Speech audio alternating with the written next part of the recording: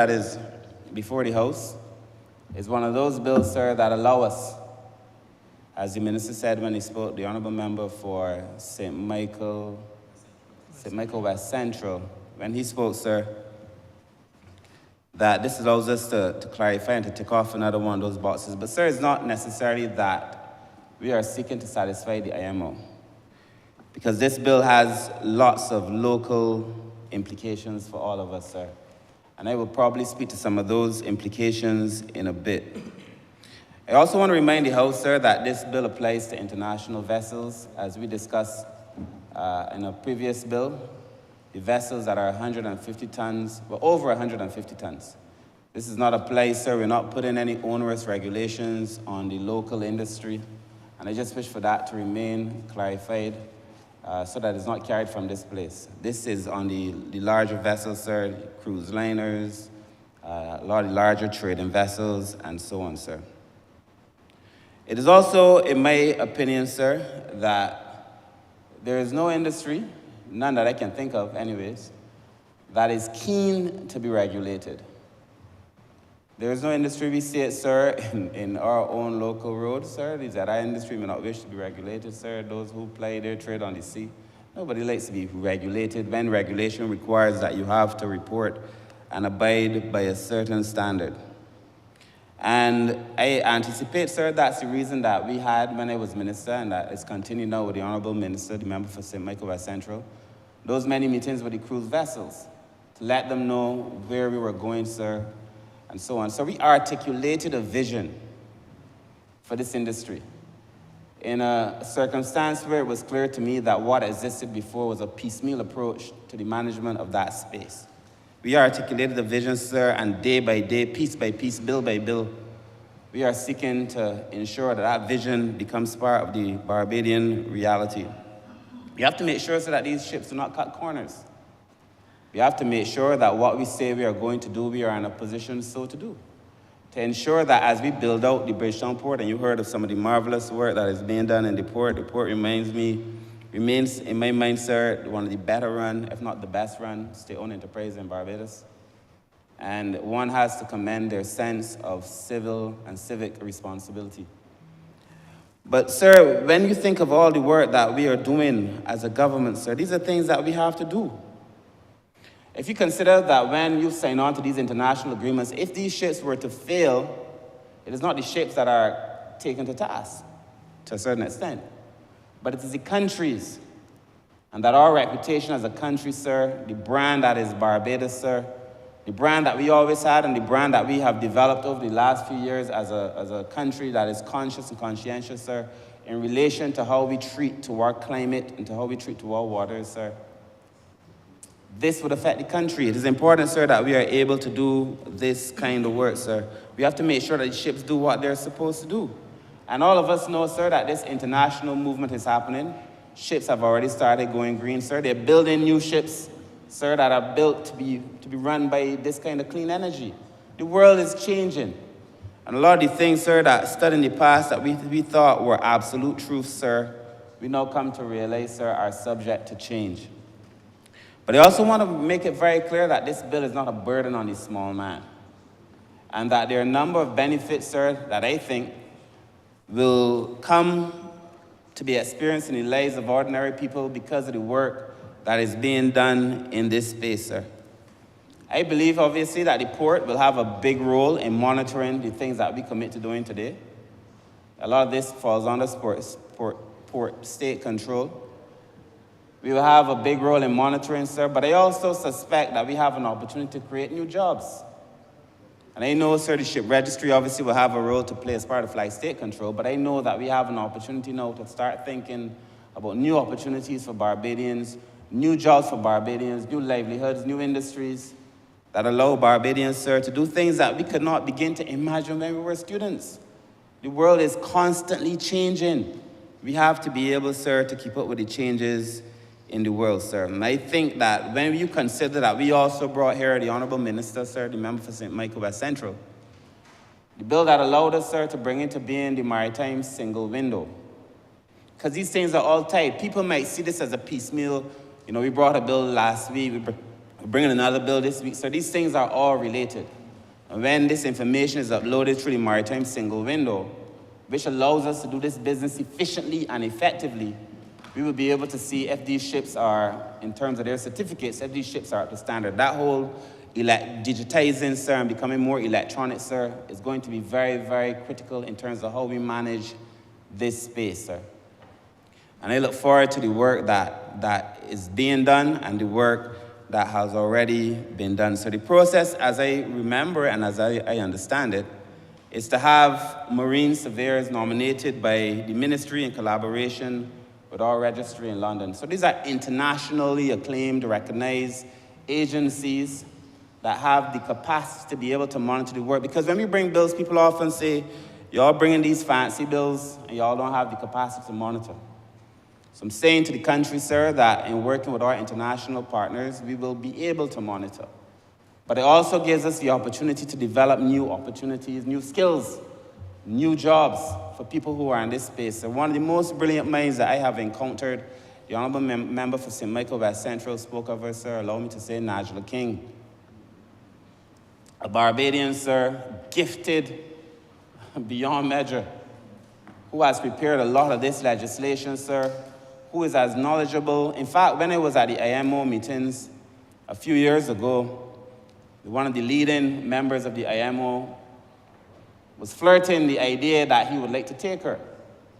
And such was her commitment to Barbados, sir, that even for, I'm pretty sure, a lesser compensation, she chose to stay with Barbados to build up Barbados's marine space, sir. We have to commend her for the work that she continues to do, not only on behalf of the ministry, but on behalf of these countries, of the country, sir. Honourable member, she's from St. Michael Central, just in case you don't know that. Yes, sir. I know you're well familiar with her, just to let you know that. I know you're well familiar. In fact, sir, you spoke to me about her before I had her. I know that you are well familiar with her, sir. But, sir, I also think that we have at some point to reflect on our ship registry. I know that we had done a lot of work in relation to the registry. The ship registry presents the opportunity for us to generate significant revenue. You would come to find, sir, when we first came in, there was talk about, finding a new person to manage the registry. And after some analysis, we recognized that it wasn't necessarily only the registry, but that the architecture around the registry, the administrative and the legislative architecture around the ministry needed some work. And that is why so when we do all these things, we put Barbados in a position to generate even more money, more revenue. The Honourable Member for St. Michael West Central has already done above and beyond in terms of the revenue he's generated as Minister responsible for tourism and that civil component. But what I believe he will be able to achieve in the maritime space is going to be phenomenal. It gives us the opportunity, sir, to generate a lot more revenue. So, but I had said earlier that I believe that this bill will benefit the small man. It affects all of us, sir. We eat fish. The vendors sell it to us. They get it from the fishermen. The fishermen catch it from an ocean. We need a healthy ocean. And if there's anything that I remember during COVID, sir, I choose to remember things that the opposition leader does not choose to remember, my good friend. But I remember during COVID, when ships were not allowed to move back and forth, that the ocean replenished itself. The ocean is extremely resilient. And it tells me that if we are able to put in place the systems, to have the ships that are much more climate friendly, that we too, even as we continue to trade, because the truth is we have to trade, but we can do so in a way so that allows the ocean to replenish itself, to be able to make sure, sir, that we still have access to fish, to food, sir, to make sure that the ocean is healthy. What we are able to eat in Barbados to a large degree depends on the work that the Honourable Member for St. Michael West Central is doing. And because a big part of the marine pollution overall is marine pollution. If we can end marine pollution, we can make a significant difference to the climate in a positive way, sir. This bill, sir, factors in to the things that we are doing, sir, to make sure that the world is safe. The world is safe. Sir, even before we were exposed to the last hurricane. Remember the port doing a lot of work to make itself energy efficient, to be able to offer cleaner energy, green energy to these ships. I remember, sir, in conversations with some of these ship owners and the major shipping lines talking about this before it became a popular thing to talk about, because the Prime Minister had led it in that space, sir.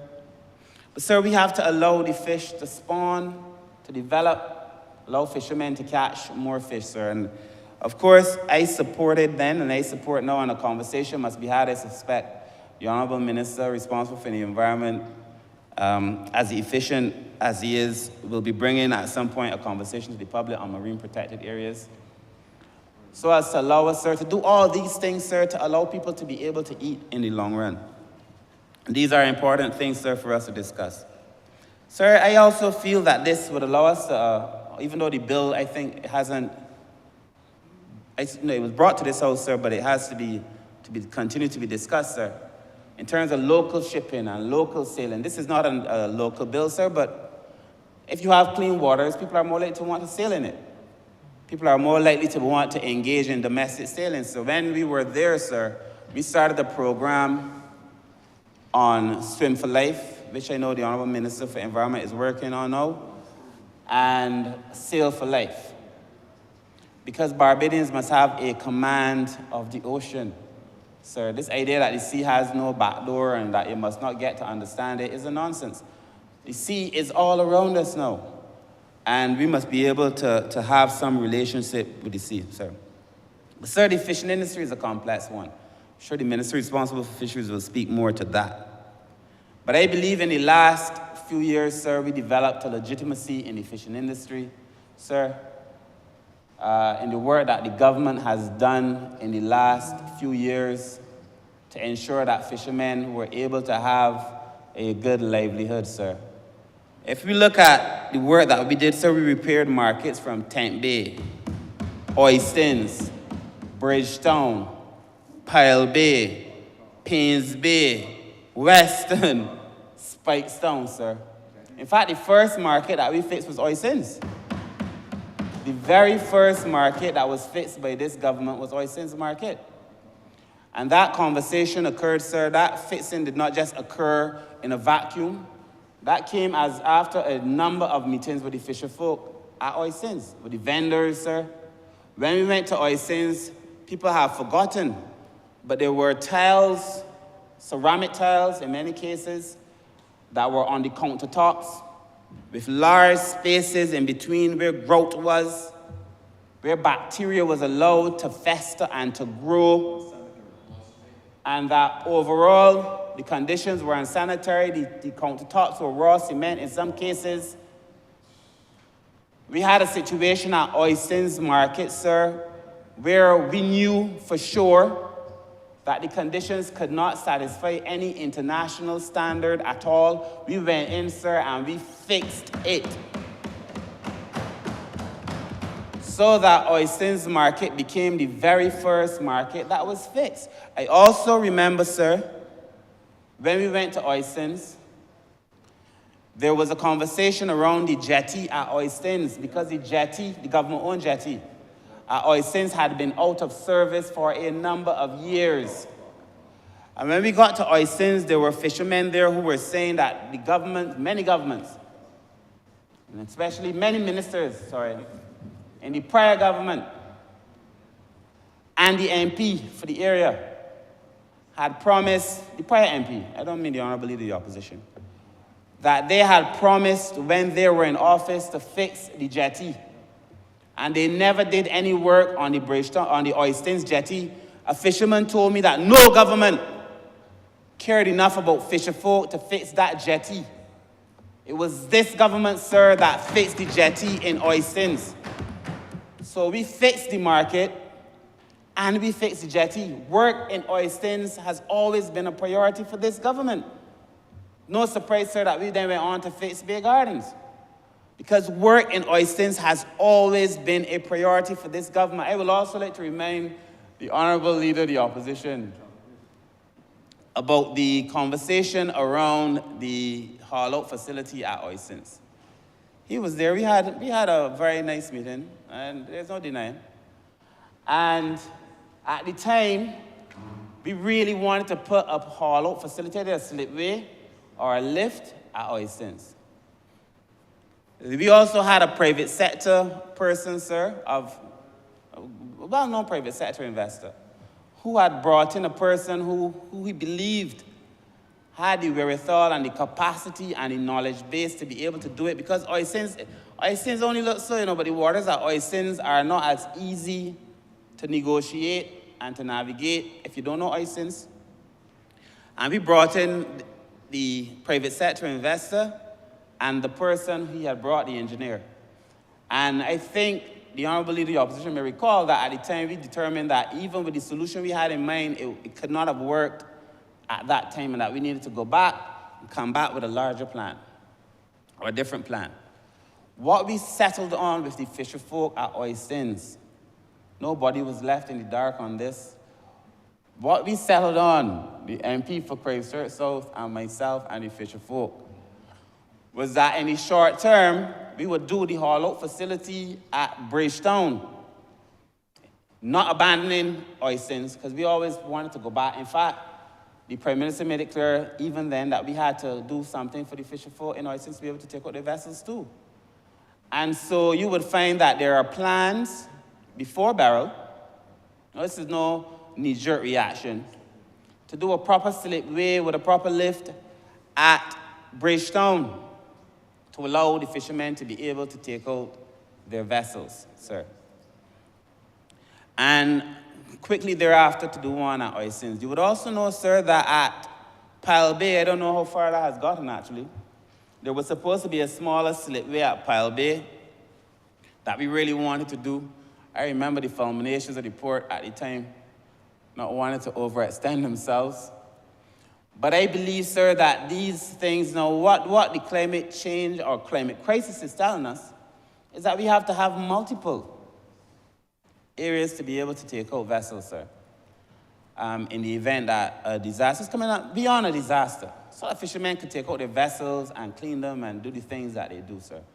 Because there is no guarantee that when you haul out a vessel and put it beside your house or on a pasture, as suggested by my friend, but if the hurricane comes, sir, that is safe, it is difficult to predict the weather. And Category 4 and Category 5 winds, sir, could be extremely dangerous. And so, like most Barbadians, sir, when the weather came, I prayed for the best. When I saw the videos of what was happening in the market in Bridgetown, sir, it broke my heart. I will not lie to you, sir. It broke my heart because I know we just built out some additional jetties in Bridgetown too. And for years, the barrier that we had there, sir, held. Fishermen themselves could not have predicted what was happening. The fishermen tell me at 5 in the morning, when they were communicating with each other, they were reporting that all was well in Bridgetown at 5 in the morning. And that whatever happened sometime after 5 a.m. And therefore, sir, we now know that we have to, as a country, as a region, smaller and developing states in general, sir, we have to rethink resilience. Sir, I say so because previously resilience meant that you would get hit by a hurricane in year 1985. You are unlikely to be hit again until year 1995 or beyond. Just calling years. The new climate crisis presents to us, sir, the most unfortunate reality where you could be hit by a Category 5 hurricane, sir. In June, the first ever recorded in history, and be again hit by a Category 5 hurricane in July. We have to rethink resilience. No person, sir, has a blueprint for what it is that we are dealing with. Nobody. And therefore, sir, leadership is often the art of informed improvisation.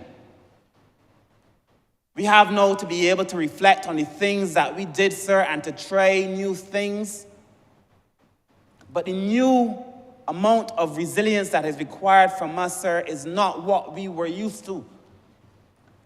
We have to be able to respond week after week in this climate crisis.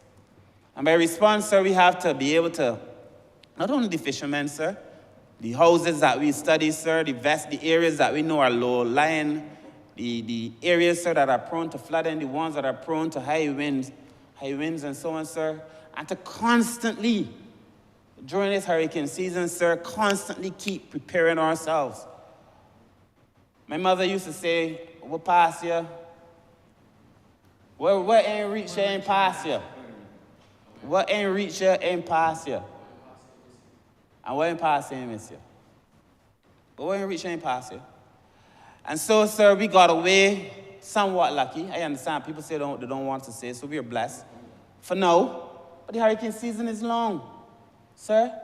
I think that we are best engaged, all of us, in this place and other places and spaces, by putting our collective intelligence together and trying to determine what is going to be the response that allows a country as exposed as Barbados is to these events to allow us to respond, sir.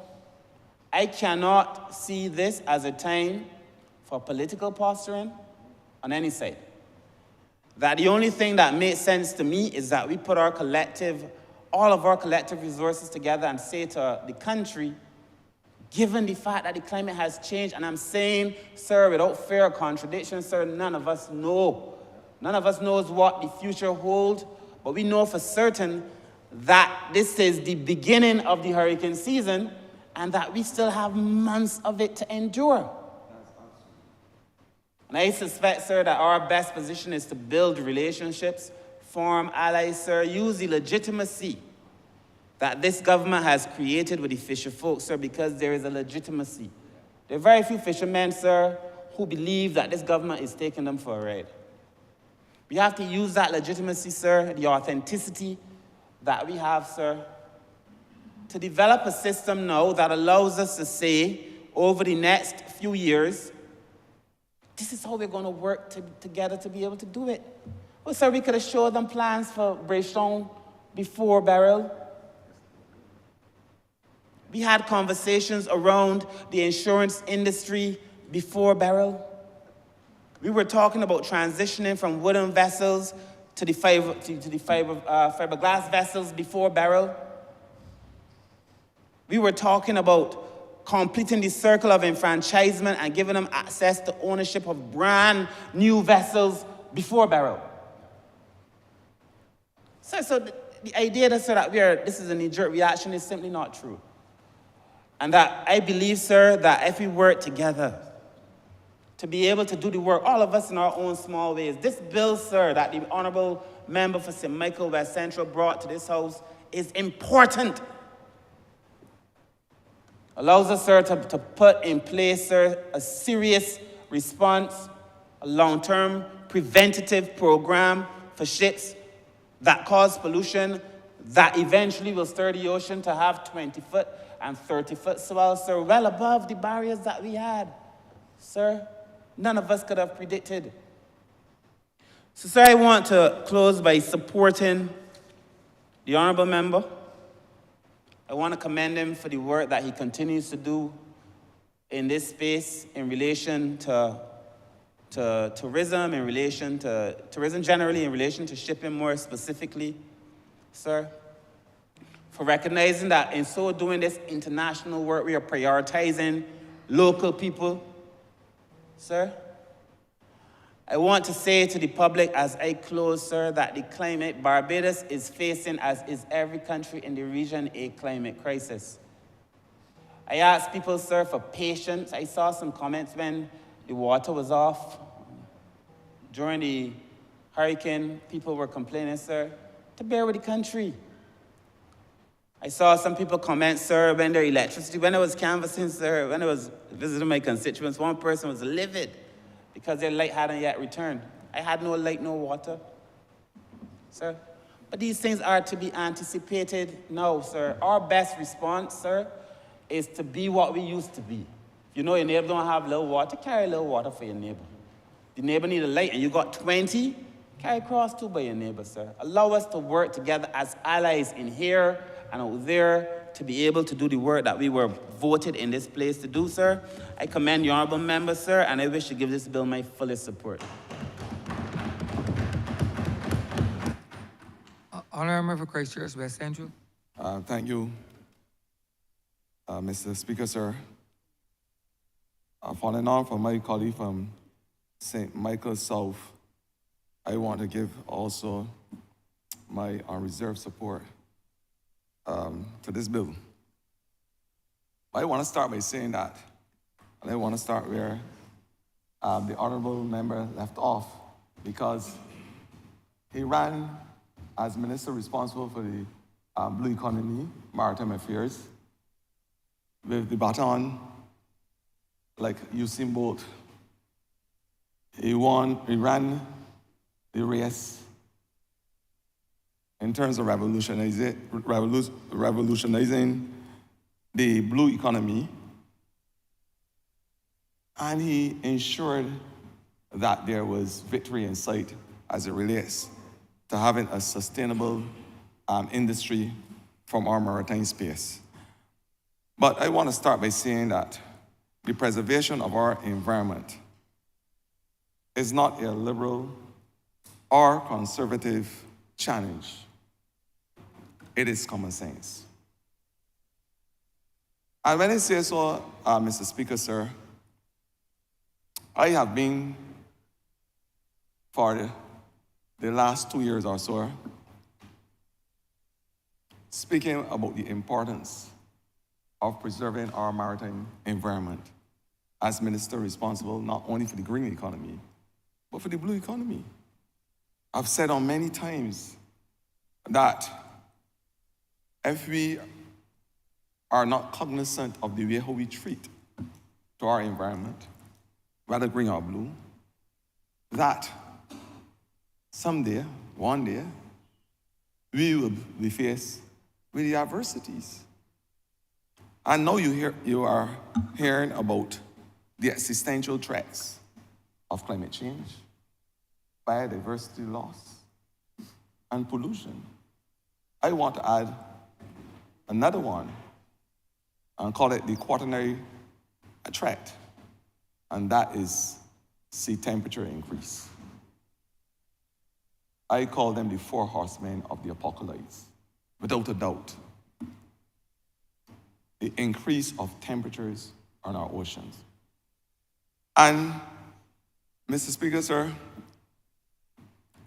due to what happened on July the 1st, I want to say that Barbadians should not ever be defined by the destruction that took place with Beryl. Let us be defined, as the Member of Parliament for St. Michael's South said, by our resilience. Let us be defined by our selflessness, the way how we treat each other, the way how Barbadians were able collectively to come to the aid, not only to the fisher folk, but to their neighbors. Let us persevere. Let us unite. Let us be defined by love and care. Let us be defined by the maxims and sounds, all we, this is who we are. These are the things that should really define us after an event similar to Hurricane Beryl. We have a legislation before us that speaks to the way how we should green our shipping industry. That speaks to the way, basically, of how we should green our environment. It is known, the figures are there to support. The Minister, the Member of Parliament for St. Michael, West Central, he spoke limpidly about it, to the extent that that industry produces about 1.2 billion tons of carbon dioxide a year. about 3% of the total 40 billion or so tons that are produced by the world over. A significant figure. That same industry, Mr. Speaker, sir, produce about 13% of global nitrogen dioxide, harmful for the environment. Another 12% of sulfur dioxide from the burning of the fossil fuels and the emission thereof. Now, if this is not enough to contribute to our total greenhouse gas and the effects thereof, I have said for a long time that unless there is a pardon, an absolute pardon in the way how we treat our environment, what the American National Hurricane Center is saying will be the norm. Will be the norm. And they are saying, for the first time, as the Member of Parliament for St. Michael South earlier alluded to, for the first time in the history of their tracking hurricanes, the first time that they have recorded a Category 4 hurricane in the month of June, late June, and Category 5 in the early part of July. The hurricane season has just started. On the horizon, they're equally predicting another 30-something systems, about 7 or 8 hurricanes. Very abnormal. And I want to say that the climate change is real. The climate change is real. I said already, only recently, that person said it was a misnomer. Well, it is not missing us no more. It is hitting us. It is hitting us smack in our homes. It is hitting us where it matters. It is destroying families. And there are a lot of hypotheses related to the reasons why this is happening. But the evidence is there. Pollution of our environment. I've spoken to Barbadians many times. Pollution of our environment. We know what is happening in the ocean. The acidification, the pollution, the destruction of our reefs. And those reefs that are being destroyed form an important cog of our carbon sink, our blue carbon sink. Not only are they responsible for the sequestration of the carbon dioxide, but the science is there to support the fact that they produce a dimethyl sulfide, a surface agent that is responsible for keeping the seabed cool, along with their ability to refract light and heat. It is known well over that the oscillations in not only the Pacific Ocean, but the Atlantic Ocean with low wind shear, all of these things intensify the effects of systems building up on our Atlantic Ocean. It is known, along with the extreme heat from our climate crisis. The trajectory is that this 1.5 and the 1.5 Celsius maximum that is used to stay alive, that it can only be reached on this current trajectory if we are able to reduce our greenhouse gases by probably around 80% or so. We can only reach this trajectory in the year 2040. That is the onerous foresight. And this is caused because of mankind's behavior. We started the industrial era 250 years ago. Since then, the loss of biodiversity is a shameful loss. We have lost, Mr. Speaker, sir, over 500 animal species, about 572 plant species. The insects that are threatened runs over 1 million. I am saying all these things add up to what we are experiencing. The fact that we are very known in this world for deforestation. desertification, the loss of arable land, the soils as we know it. All of these things that are responsible for capturing our carbon, we are destroying. And what happens? The ozone layer that protects us is destroyed, having increasing heat, and then increasing systems as an end result. It is not a good sight, Mr. Speaker, sir. And the warning is out there because, as the Member of Parliament for St. Michael's South said earlier, this is the start of the hurricane season. And, Mr. Speaker, sir, what the Member of Parliament for St. Michael's South West Central has brought to this House in terms of ensuring that we follow legislation, international legislation, and protocol, the Marpol Convention that started in 1997 in terms of reducing our emissions and our waste, is noble. It will basically save our environment. That's what it will do. And what are we doing, or what should we be doing in terms of advancing our industries and ensuring that the ships, Mr. Speaker, sir, that are above 150 tons or so, not the ones that are the 24 feet, ones that we are speaking of, that we have locally, we are talking about those big ships. And what is he saying? That there must be an unequivocal effort to green the energy sector. There must be. But along with greening, because we said at COP28 that we must have a phase down of our fossil fuel. But the only way you can have a successful phase down of fossil fuel is if equally you have the abatement technology.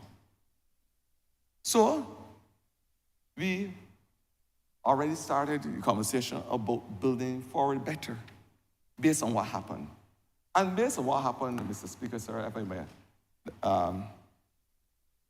may have a little conversation about what took place. What happened, Mr. Speaker, sir, is an anomaly. It is. Since 1989, we've had that breakwater system with dolos that are interlocking in the port, in the fishing bay, the hub in Bridgetown, the basin, as a safe hub for our fisher folk. We've experienced Thomas in 2010. We've experienced Elsa in 2021, July the 2nd. And that hub, that breakwater system, protected the 200 plus vessels. What we saw with Beryl, albeit that when it passed, it was about 74 miles or so per hour. What we saw were swells, sea swells, that were over, some predicted, and this is the word of the fisher folk, there are the persons who are elected in the industry, above 30 feet in height, with extreme energy that broke the system that protected us for 35 years. Now, the conversation is about resilience. Resilience, resilience, resilience.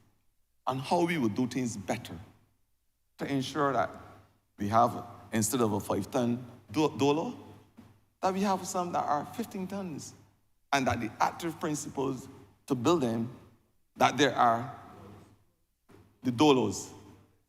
The dolos are those interlocking T's that you will see as in the stones that we will see in the Bridgetown, above the Bridgetown market, which serves as a barrier for our fisher folk. That is all it is, the dolos. I know that my friend from St. James Central, he understands what are the dolos, but he just wants me to explain so that the public could. And I appreciate him for allowing me to elucidate. But those protective dolos, they form that barrier that mechanism for the better part of 35 years. And a number of tropical storms. Unfortunately, as I said, with the abnormal swells that we had, the system was broken. The system was broken. What we are saying, and I want to, as I said, empathize again with the fisher folk, but to give them the rested assurance that this government will do everything in its power to ensure that the industry is able, once again, to punch above its weight. And I want to commend the fishermen for being resilient. But resilience for me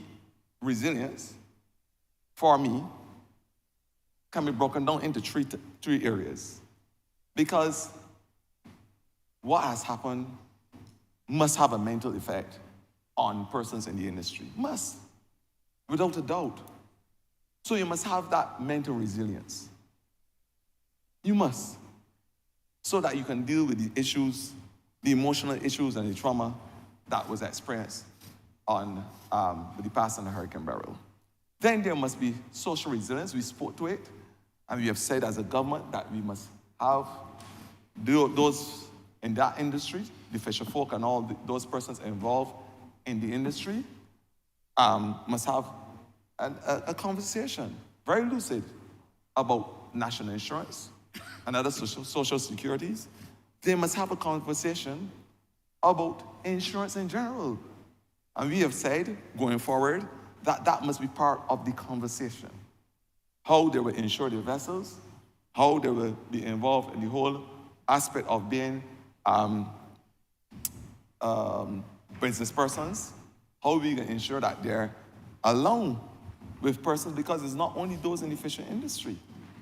When we experienced Hurricane Elsa in 2021, the Minister of Housing could tell you, the Member of Parliament for St. George South would tell you that out of the 1,300 houses or so that were damaged or destroyed, that very few persons had home insurance, less than 5%. We have to change the culture. That is the conversation we must have now. We must change the culture, because the reality is that persons must be prepared. Persons must be prepared, and prepared in a way that they're able to build forward better after the tragedies and travesties. That is the conversation we must have with them. And then there must be infrastructure resilience, the physical resilience, the mechanical resilience. And so that is what government will ensure we do with the plan that's already in place to build structures, whether they are breakwaters, revetment and groins, and other resilient structures which are called coastal infrastructures from St. Lucie straight to the port and beyond. We are going to ensure that we do everything in our power to have these structures, infrastructure, in place so that the damage that we see in our coastal environment, that these damages could be mitigated. Because that's what resilience speaks to, mitigation and adaptation, and how we are going to mitigate. The planting of mangroves, a very important part of the conversation. I have been speaking about planting trees since I became minister. I will probably catch vocal fry speaking about it. The importance of planting trees. But we saw in St. James and St. Peter area, where those tree roots, those ones that ran horizontal and vertical, were able to hold up the structures and save our embankments. Those trees and the purposes of the trees to protect us from the erosion should be documented, because they serve their purpose. And I want to say that part of the plan is to ensure that we have those structures, those trees, those hedgerows on our beach line, and so that they can protect and do the things that they're supposed to do from these vagaries.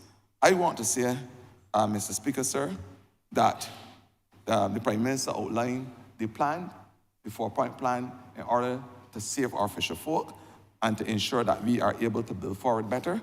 speaking from the benevolent fund right back down to the fact that our fisher folk will be given a 25% startup in terms of to ensure the businesses, whether they're repairs or to buy new boats. We have said that along with that, there will be a 30-year revolving fund at very low interest for our fisher folk. We also say that there will be a business relief initiative similar to what we did in interruption initiative, similar to what we did with persons in the COVID period, especially for those who did not pay their national insurance. That is something that we said we would do. And the benevolent fund, which has already been given a $250,000 US startup.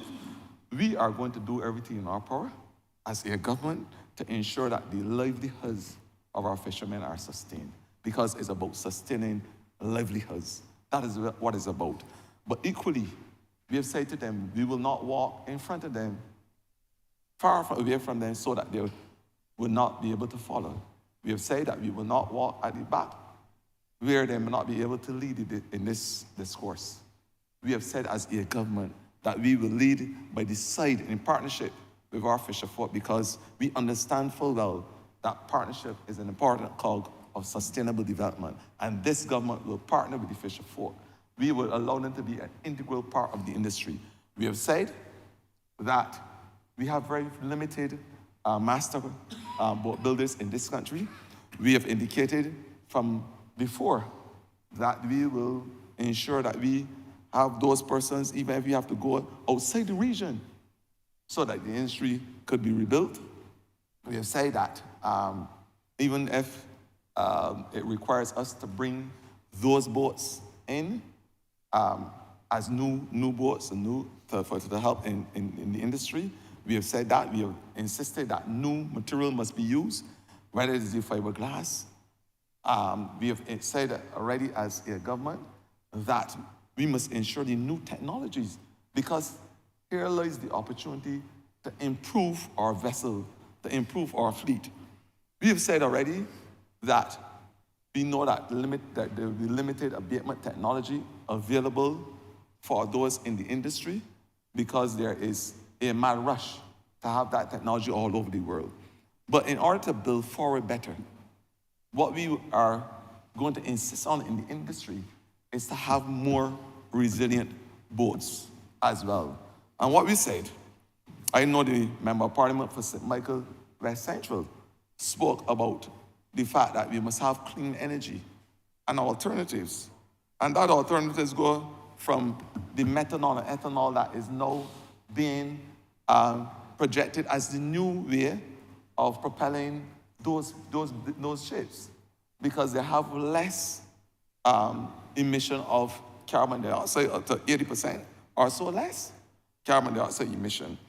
They are sulfur-free, so less sulfur dioxide in the atmosphere, which is essential and important for the whole fleet. We said that we can transition to biofuels if necessary, and this is a new way that we are looking at things. But in order to improve our boats and our ships, what we are looking at is the new technologies that are available to us with the artificial intelligence, which can allow, for instance, the boats using sonic and radars and all these fancy things to be able to ascertain that which is in the ocean. They will be able to understand different shipping techniques.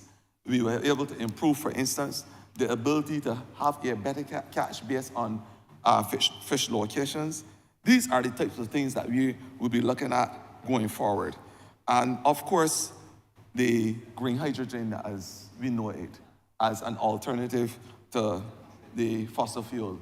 Mr. Speaker, sir, we must also look, we have thought about it.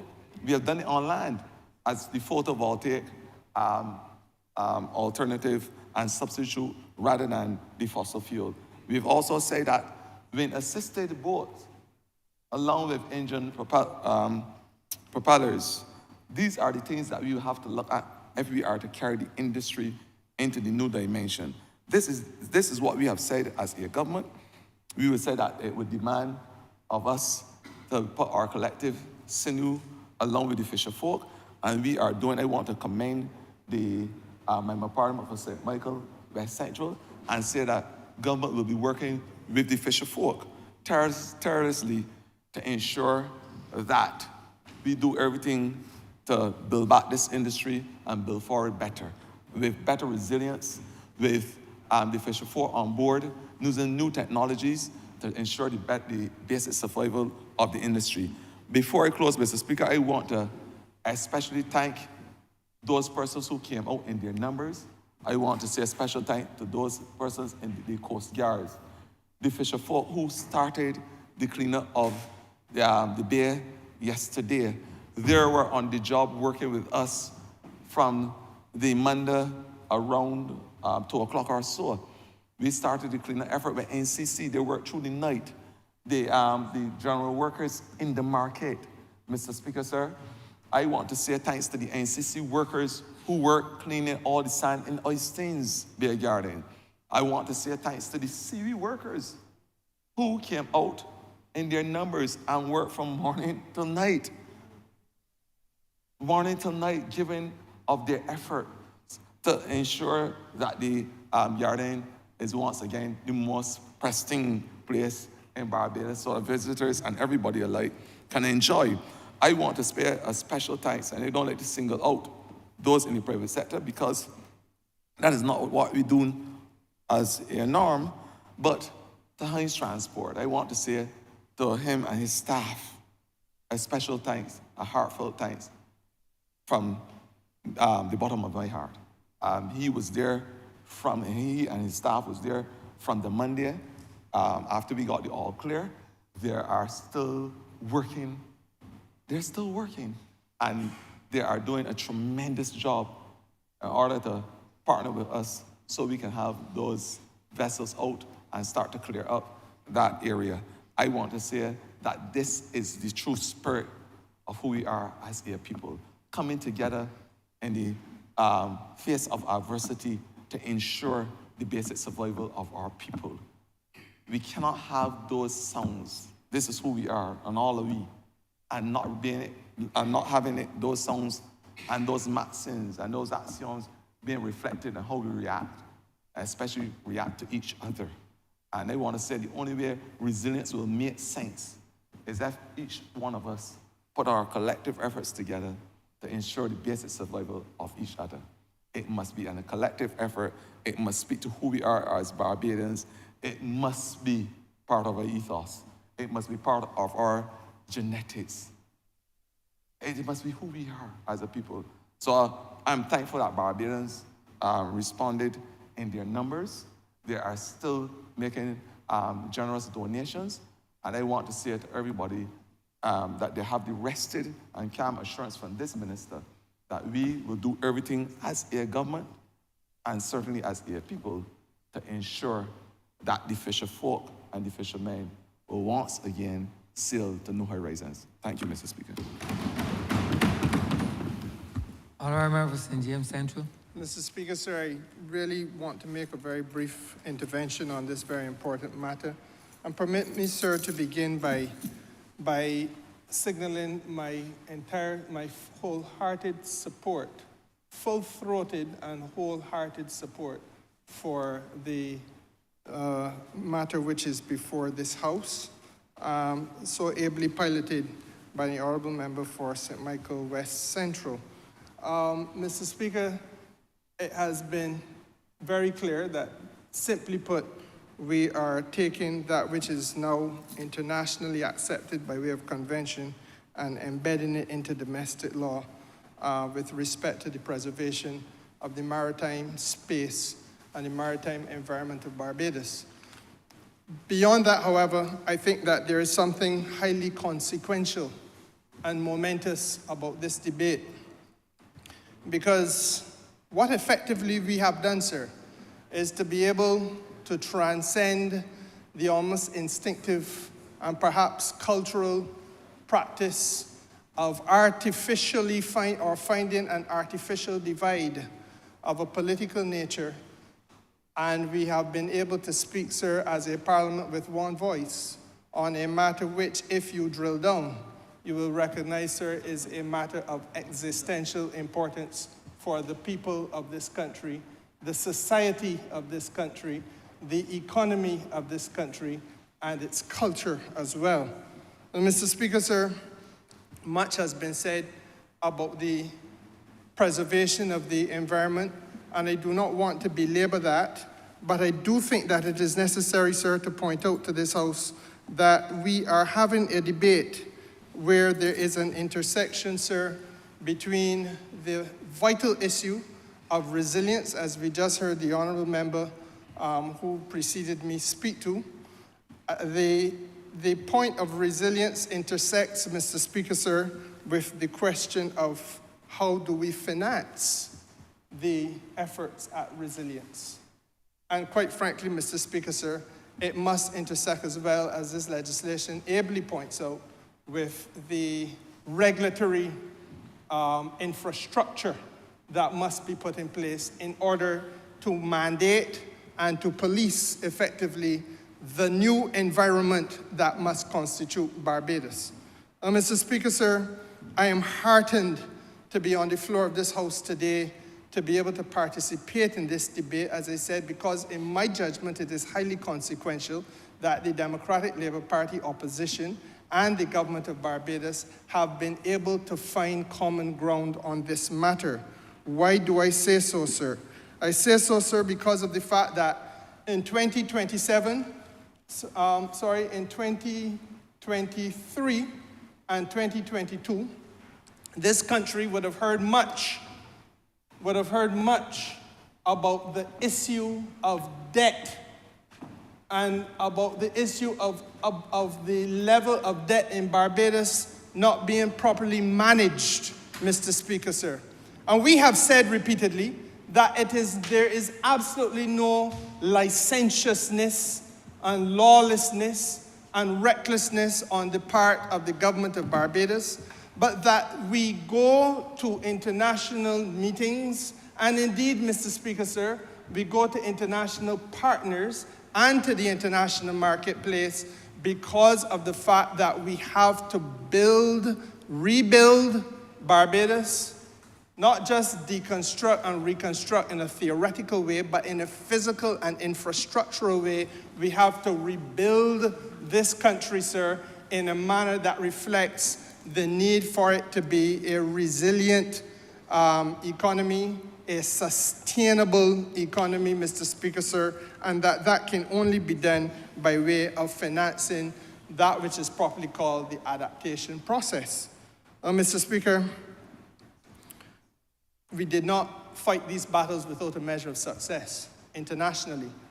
So that even when the tongues of criticism wagged in Barbados, we were able, sir, to be part of a grouping which persuaded the international community that there must be a loss and damage fund, which is really a global financial package created, sir, to ensure that you can rescue an economy and a society, in fact, a country such as Barbados, impacted as we were only a week ago, that we could be rescued, sir, and that we could go about the process of rehabilitation of the sectors within the economy that have been damaged or devastated as a result of a catastrophe.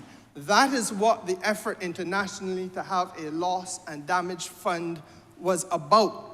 That effort, sir, was accepted globally, and the fund itself has started to be monetized. Now, Mr. Speaker, sir, we are at that point which we hoped we would never come to, where we have a sector within the economy of Barbados, the fisheries sector specifically, virtually devastated as a result of catastrophe.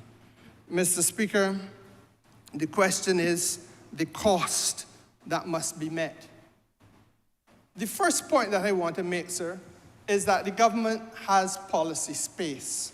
We have policy space, Mr. Speaker, sir, because within the World Trade Organization, of which we are a part, we are able to function under the rules that govern subsidies and countervailing measures to ensure that we can set aside resources that will not put us in a position where we have been able to subsidize our fishery sector to the point where we have made it a larger sector than it was at the time of the hurricane, but that we can subsidize the rebuild of the fishery sector to the point where it was when the hurricane came.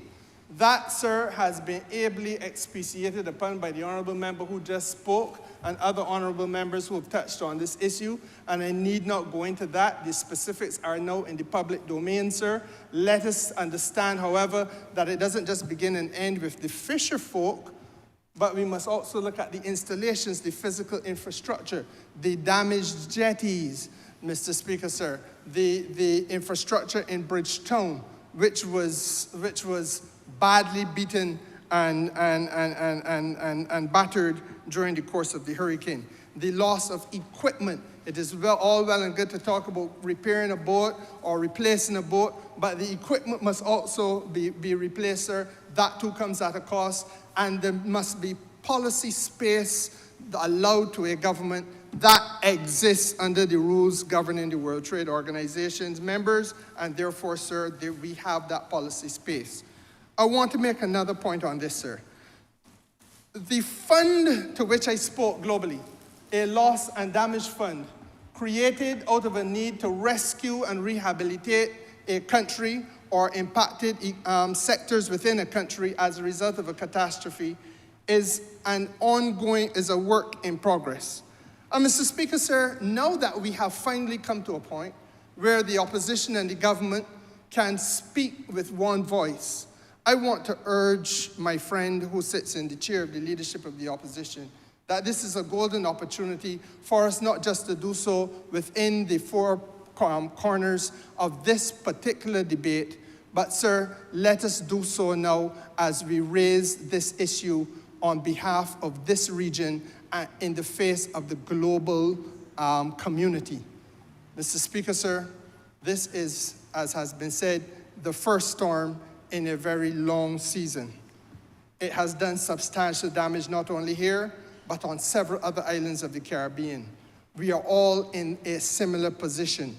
The fact of the matter is, sir, that the question must now be asked in the international community: who is financing and where will the finances come from, sir, to make sure that we adequately capitalize the loss and damage fund?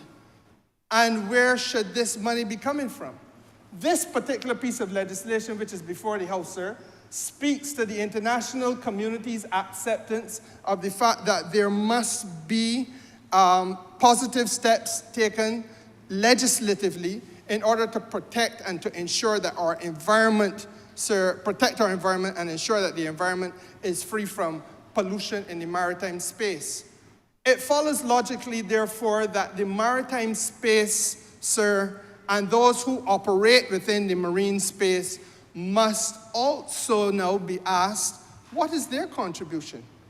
What role are they playing in this matter of raising funds globally so that when catastrophes come, there can be rehabilitation of economies, rehabilitation of countries? The truth of the matter is, Mr. Speaker, sir, that the conversation we've been having has been about large-scale polluters in the North Atlantic in particular, and in Asia, contributing, those people who are the industrially advanced countries who have contributed to the global warming, now putting money in a loss and damage fund. But we have to recognize, sir, that private capital is out there as well. That there is a community of people, sir, who make obscene profits in the business of oil and gas. There is a community of people, Mr. Speaker, sir, who make obscene profits in the business, sir, of shipping, maritime transport.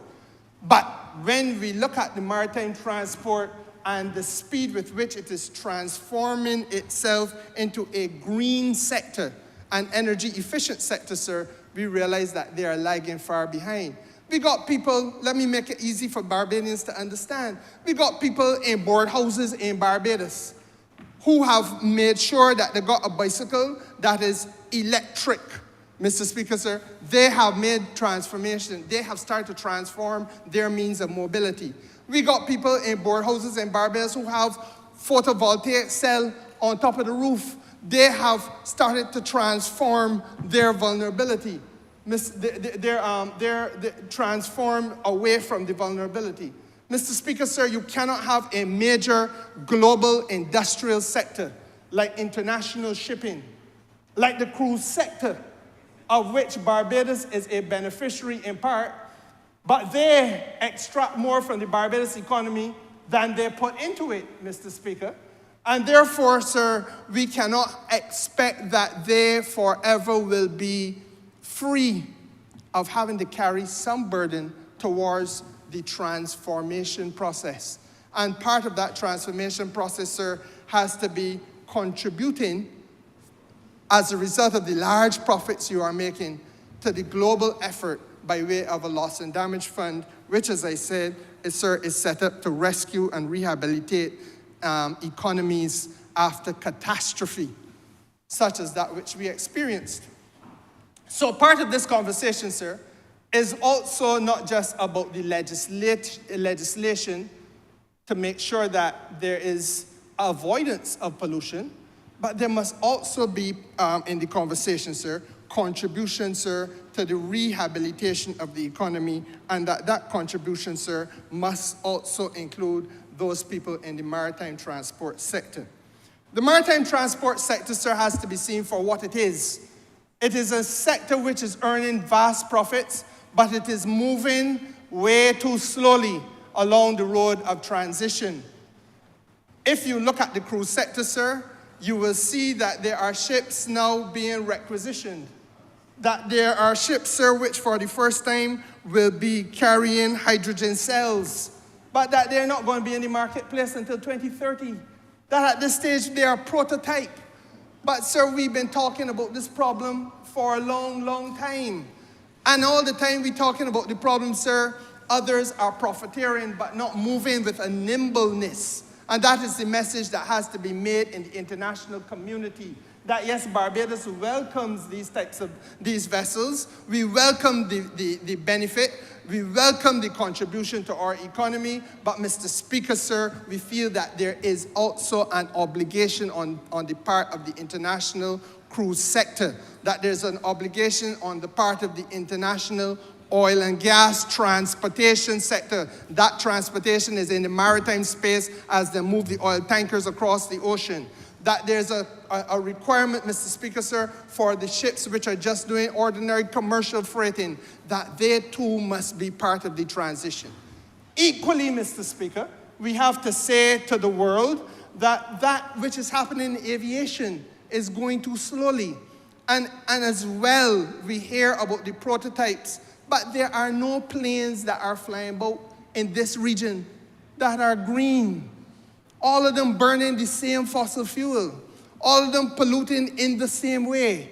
And so the conversation, now that we have finally come to a point where a Democratic Labour Party leader is speaking with the same voice as the government does, on the assumption that he understands more about this than just what is blandly on the legislative page at present, then, Mr. Speaker, sir, it is necessary that we invite this new face of the Democratic Labour Party to speak with us globally on this issue. Now, Mr. Speaker, sir, I also want to speak a little bit on the challenge of adaptation. I heard the Honourable member just now who took his seat just prior to me speaking about the dolos and explaining what they are. And fact of the matter is, sir, when those were created at the Bridgetown Fisheries Complex, that was 30-odd years ago. And, sir, those were 3-ton protective barriers. 5-ton protective barriers.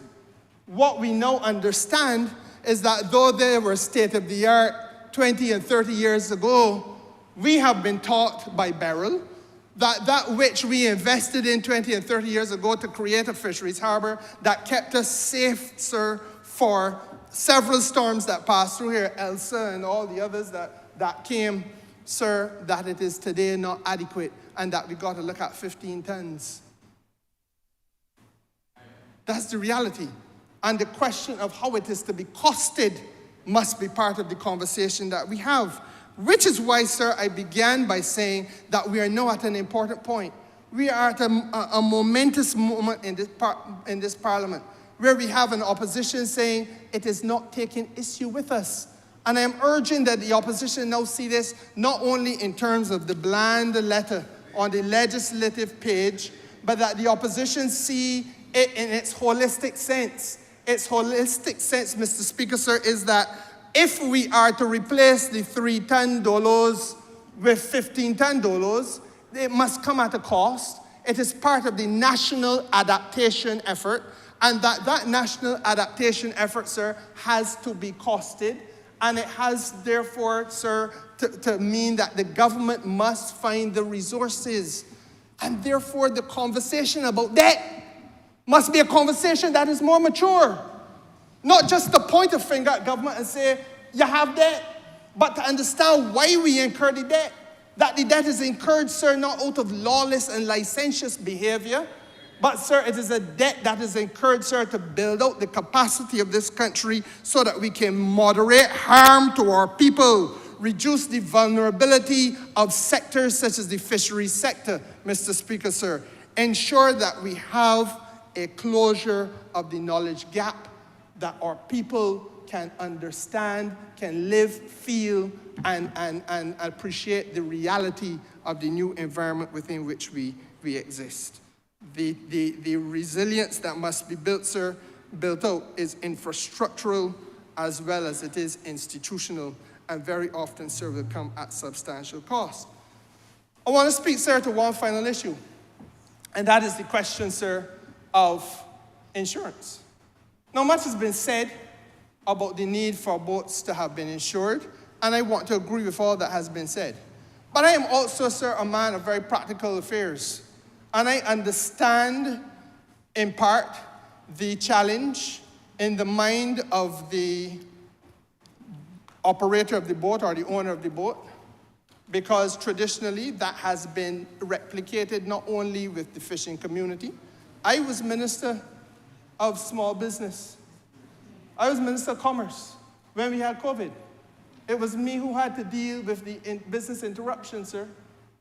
And when we gave people $1,500, whether you were a cosmetologist and a hairdresser, whether you were a barber, a taxi operator, whether you were a fisherman with your own same boat, Mr. Speaker, so all were in the same boat.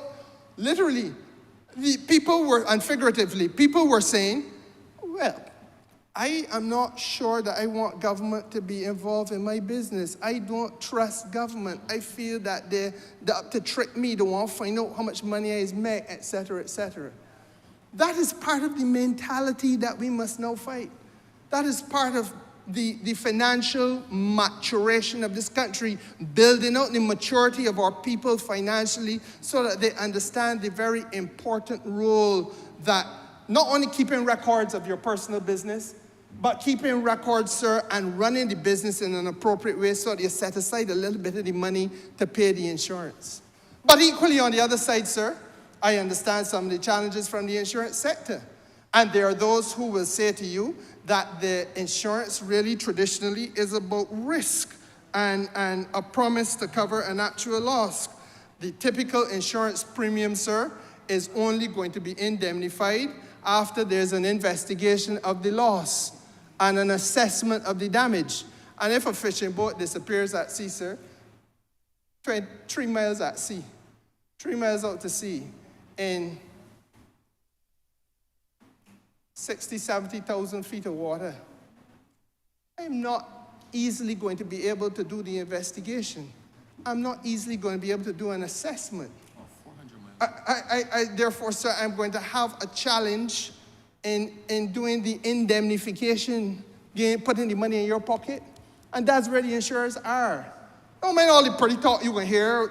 So we have to find now practical solutions.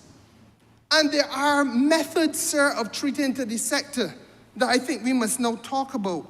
The approach, sir, which has been used in other parts of the world, is to use parametric insurance coverage, where you say there is a predetermined issue that you want to treat to. In this particular case, what we want to do is to make sure that we don't lose a whole fleet because of a storm. So we simply say there is a predetermined precaution that we want to guard against, a predetermined issue we want to have a precaution against. That if there is a hurricane, category 1 or above, then in those circumstances, any losses to boats caused as a result of there being damage in that storm, sir, will be covered by this parametric insurance coverage, sir, which is going to speak to a defined event.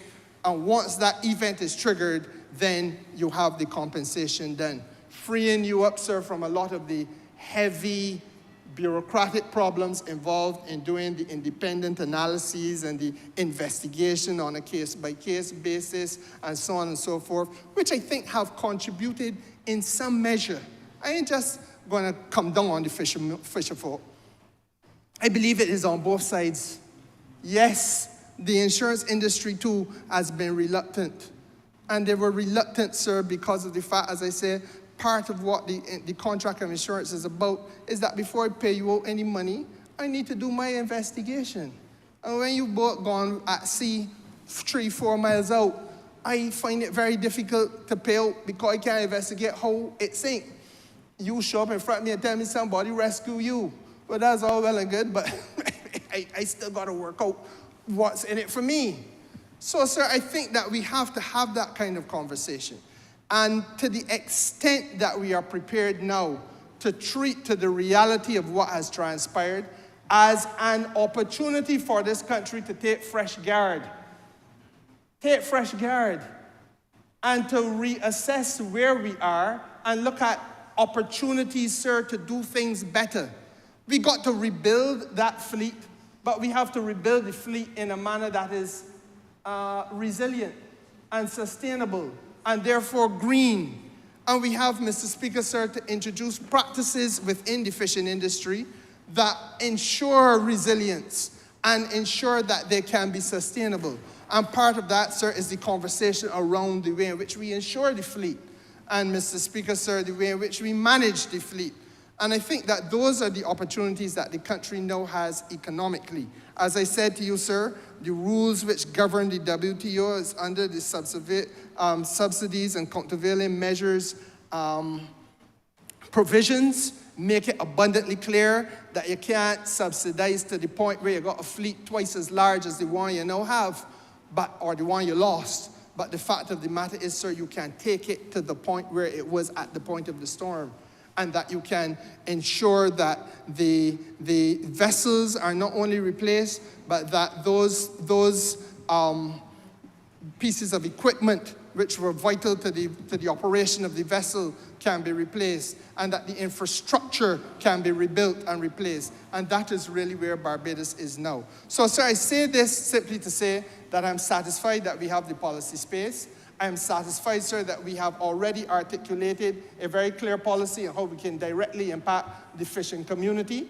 I am satisfied, sir, that we can go further towards the infrastructural rehabilitation of the supporting environment within the sector. And, Mr. Speaker, sir, I am satisfied as well that there is an opportunity by way of parametric insurance coverage that we can now speak to how we ensure the fisheries fleet in Barbados. I also want to say, Mr. Speaker, sir, that I believe we have an opportunity as a people, not as a parliament, but as a people, because it is now clear that it does lie, I know I said this mischievously, it lies within the ability of the leader of the opposition to see the wisdom of what government has been trying to achieve globally, to understand, sir, that the battle we fight to ensure that there is a loss and damage fund globally of trillions of dollars so that states like those in the Caribbean can access money at a time like this, when there's sheer devastation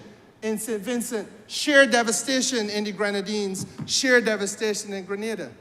And, Mr. Speaker, sir, that we are in a position to recognize that this matter, the ability to fight these battles, cannot be done without also bringing into the discussion the way in which we manage debt and the importance, sir, of recognizing that there will be and there must be access to funding for us to build out the adaptation that is necessary.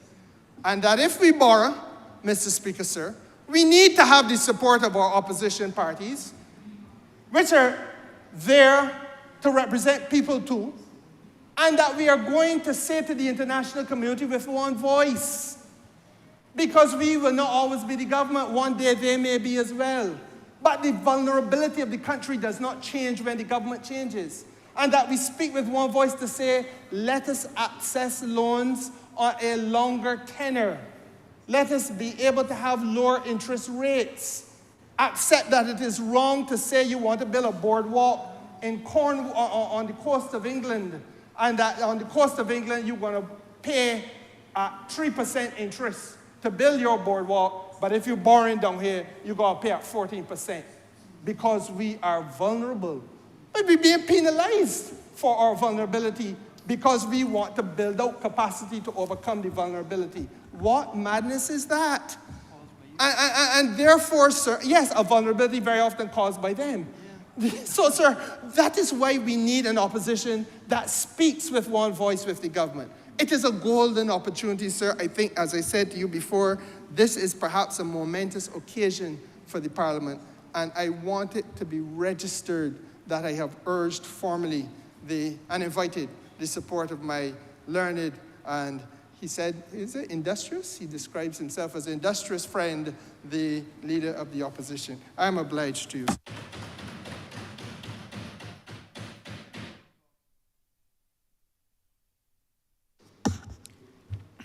Thank you, Mr. Speaker. Honourable Member for Michael West Central. Thank you, Mr. Speaker. Let me also take this opportunity to thank all honourable members who spoke in this debate. Let me also thank the Leader of the Opposition for his very kind words and very generous remarks, sir. I'm happy, I'm very pleased that we are all at one on this bill. And as the last speaker indicated, that pretty much nobody can find fault, and certainly there's no divide in respect of the bill. Mr. Speaker, it is important, though, that I respond to the Leader of the Opposition in respect of the reefs, in respect to the point he raised. And of course, when you're a Leader of the Opposition here, you have to respond to any questions or concerns raised by the Leader of the Opposition. It's a convention of Parliament. In respect of the destruction of the reefs, let me simply say to the Leader of the Opposition and to other honourable members that the Coastal Zone Management Unit is really the agency responsible for addressing coral reef protection. And of course, this is also coming in respect of the bill that the Honourable Member for Christchurch West Central will shortly be introducing into Parliament, and that is the Integrated Coastal Management Act. I'm told that the bill is currently with the CPC, and obviously that bill should be brought to this Honourable Chamber very, very shortly. And on that occasion, I'm sure the Honourable Member for Christchurch West Central, who's also the minister responsible, will have an opportunity to present. Of course, I'm very clear I do not cross ministerial lines, but I felt it was necessary in response to the Leader of the Opposition to let him know that the Coastal Zone Management Union is addressing the whole issue of reef protection, and that the Honourable Minister will very shortly bring to Parliament the Integrated Coastal and Marine Management Act. Let me also indicate to the Leader of the Opposition that the marine hydraulic trailer for the temporary boat haul out of the shallow draft is not the one for Oystons, Honourable Member for Christchurch South. This is one that we procured to replace the obsolete one at the shallow draft. The new Tammy, as I'm told, it's referred to lift and trailer, are being acquired to assist with the lift-out capacity for small boats, including the fishing boats. Of course, it's a portable device, and that obviously is reserved for the management of the port to deal with. on the benefit of honorable members, the Tiami lift is a piece of equipment that straddles the vessel and lifts it out of the water for repairs and, of course, for refurbishment. But I do take the point that as we continually build out the port, we will have to make such further investments. Let me also, for the clarity of debate, remind the Honourable Chamber that the amended version of the Marpole Annex 6 is incorporated in the bill, and it's not the original 1997 version, because as you will well appreciate, Mr. Speaker, the IMO continually updates these IMO instruments so that the most recent version of the Marpole Appendix 6 is the one that we are going to give force of law to in respect of the convention. Let me also thank the honourable member for St. Michael's South. He spoke to the whole issue of generating additional revenue from the ship registry, and that is a fact. In fact, very shortly, I should be in a position to announce to the cabinet the fees that we will be collecting as a result of the ship registry. I know that there is additional work to be had there, and we will certainly be undertaking additional work. But the bills that we are bringing to this honourable chamber would allow us and certainly give us opportunities for increased revenue for Barbados, especially from the ship registry and other areas that we are going to explore and exploit, of course, as part of the remit, in respect of the remit, in bringing these bills to the Parliament. It's not only about bringing a bill to the Parliament to say that we are compliant with IMO regulations. It is more about us securing our future, and it is about us positioning ourselves to take advantage of the maritime space and to ensure that we also earn from that space, notwithstanding our commitment to ensure that we mitigate the climate crisis. In respect of the post-hurricane relief operations at the port, let me also inform the Honourable Chamber that as part of the post-work requirement, the port cruise terminal, I can safely say that it was open. It remains open. We were fortunate that we had a cruise ship in Barbados last Friday, days after Hurricane Beryl, and we were able to process over 2,000 passengers, I've been informed. And obviously they had an opportunity to go through and utilize the facilities at the port without any person even observing that there would have been a lot of debris, certainly in the car park and surrounding areas near the cruise terminal. So we were very fortunate, and as I indicated before, I want to record thanks to the port management and the workers for the incredible efforts that they had to put in order to ensure that the facility was ready. Of course, cargo operations resumed the following day after Hurricane Beryl, 7 a.m., so there was no issue there. Let me also inform the House that the revetment at the area at the Bridgetown Port, that is the area closest to the car park where the taxi drivers will park and where they have their facilities. Obviously, there's been some damage to the bathroom facility there. We have to investigate the structural damage. Once we investigate the structural damage, we're in a better position to report. But the area, the revetment, is cause for concern.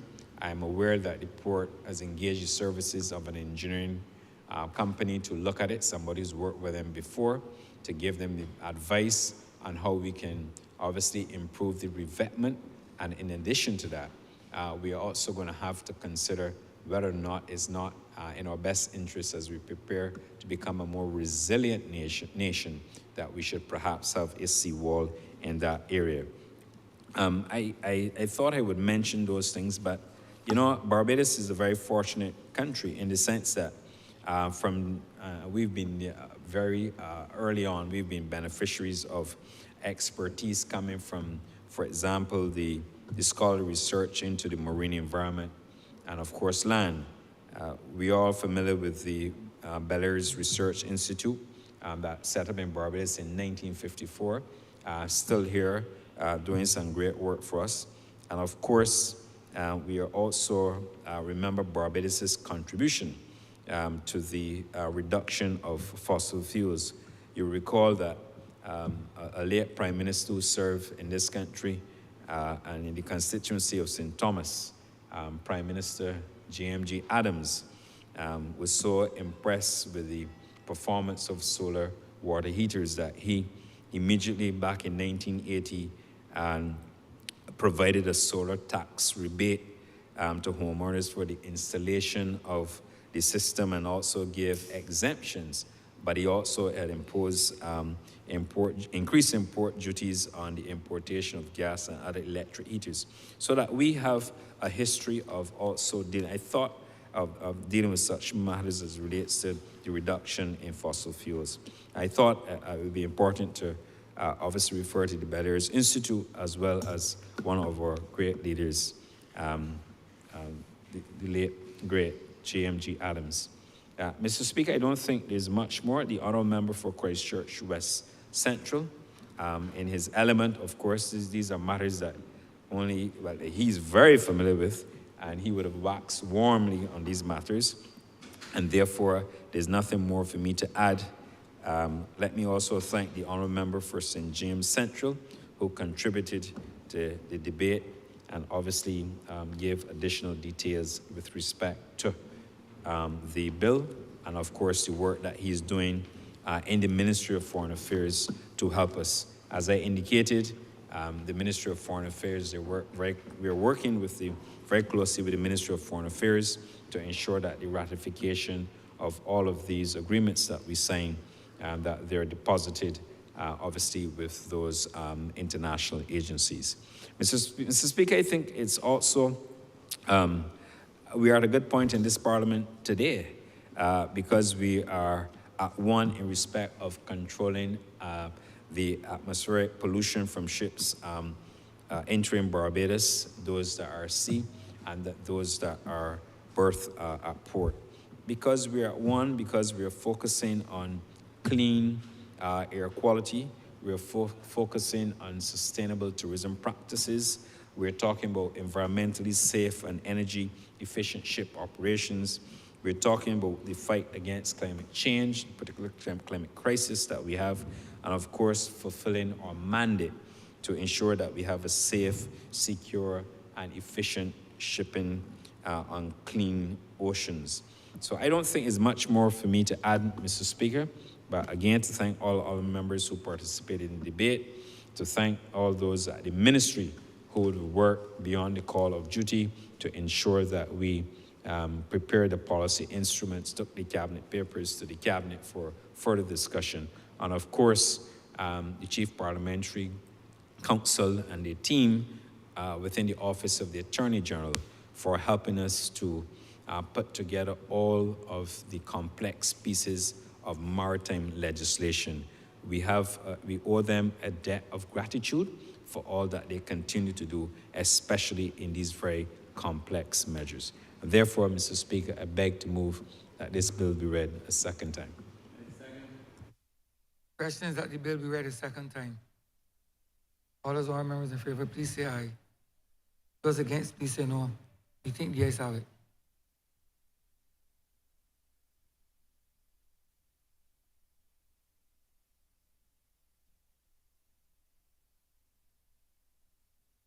Honourable member St. James Central. Mr. Speaker, sir, I would like to move the suspension of the House until 3:30 p.m. Second. Huh? Oh. Question is that this honourable chamber be suspended until 3:30 p.m. All those honourable members in favor, please say aye. Those against, please say no. Me think the ayes have it. This honorable chairman stands suspended until 3:30 p.m.